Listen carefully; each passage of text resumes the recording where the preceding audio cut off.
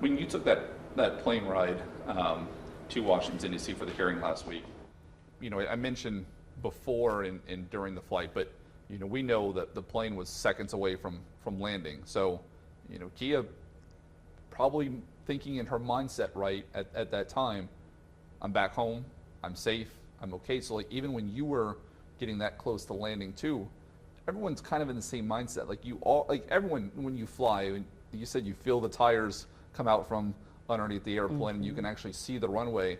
Like, okay, I made it. And like you're not even worried about safety at that point because you do believe that you made it. So that was likely the last thoughts that Kiah was probably having as that plane crossed over the Potomac River. Oh yes, I'm sure she was preparing to jump back into her life and, hit the ground running. She had been invited back by Harvard Law to do a seminar on movement lawyering that she was going to do that weekend. And so I'm sure her to-do list, she was ticking off things in her head and getting ready to hit the ground running and do the things that she truly loved. Know that final report should come out between 12 to 18 months. But this story for you does not end at 12 to 18 months. Like when that final report comes out, it may verify some of the things that we heard last week in the NTSB hearing, but that doesn't repair everything in your life and for the victims' families and their lives as well. What is the next step? There are some things that our family has in the works. I don't know if you know, but when Kiah was 20 years old, she started a nonprofit.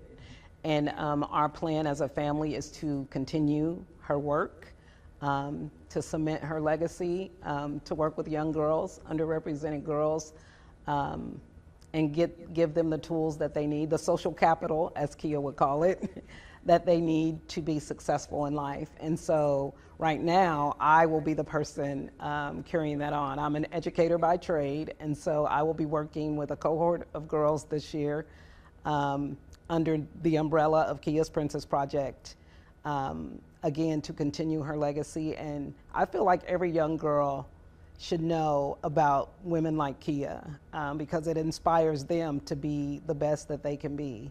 And so that is one of our main goals as a family, is to continue her legacy, to continue her work. And then also, like I said, the mama bear in me woke up at that NTSB hearing, and I will be on the front lines advocating for safer skies for all. What was that switch? Was there a moment at the hearing that the switch kind of kicked on? But what was the switch that was different from the 6 months prior? I think prior, well, when you're grieving, it's very difficult to think of anything else. And I was grieving and trying to heal at the same time. But being at those hearings and hearing the evidence and realizing that this was completely preventable, woke up the mama bear in me to say, my daughter did not have to die. She died because people did not do what they were supposed to do. Is it also that it was not just one thing? Because, we hear some plane crashes sometimes where maybe it's a mechanical failure or maybe something happened and that does not make it any easier by any stretch of, any means. This was a series of errors that were made over a long period of time, not just that night. That's what I mean, just the multi-layered issues that could have been, if they had been fixed, this crash could have been avoided. And like I said, clearly we're not in control, God is in control, and mistakes happen. But that wasn't a mistake, in my opinion. That was clear negligence. And all of the agencies involved are culpable. And not even human error, it's human choice. Like, to me, there's a difference between making a mistake and choosing to do the wrong thing. And that's what I saw at the NTSB hearings. Oh yeah, we know the altimeters didn't work. Oh yeah, we know that they were flying higher than they should have been. Oh yeah, we know there should have been more people in the FAA. Oh yeah, we know that there's been 15,214 near misses in the last 3 years. Yeah, we know all of that. And so for me, it's much easier to forgive a mistake than it is to forgive a deliberate choice. And I feel like these have been deliberate choices that have been made. I know you are very spiritual. I am as well. And, we're always told to forgive. But in a case like this, especially when you're still reaching for accountability, and still trying to pull at strings to get some of that accountability, forgiveness, I would assume, is probably difficult. It is difficult, but like you said, as a believer, I know there's a scripture that says, if it is possible, as far as it depends on you, live at peace with everyone.